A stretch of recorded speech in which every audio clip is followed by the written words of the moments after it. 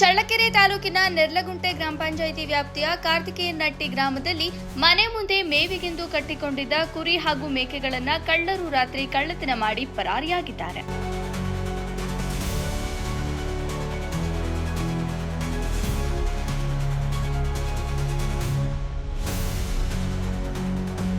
ಗ್ರಾಮದ ನಾಗರಾಜ್ ಎನ್ನುವ ರೈತ 50 ಕುರಿಗಳನ್ನ ಸಾಕಾಣಿಕೆ ಮಾಡಿಕೊಂಡು ಜೀವನ ಸಾಗಿಸುತ್ತಿದ್ದ. ಇದರಲ್ಲಿ 11 ಟಗರು ಹಾಗೂ ಮೇಕೆ ಊತುಗಳನ್ನ ಮನೆಯ ಮುಂದೆ ರಾತ್ರಿ ಮೇವಿಗಾಗಿ ಕಟ್ಟಿಕೊಂಡಿದ್ದ. ಕುರಿಗಳನ್ನ ಕಳ್ಳರು ಕಳ್ಳತನ ಮಾಡಿಕೊಂಡು ಪರಾರಿಯಾಗಿದ್ರು.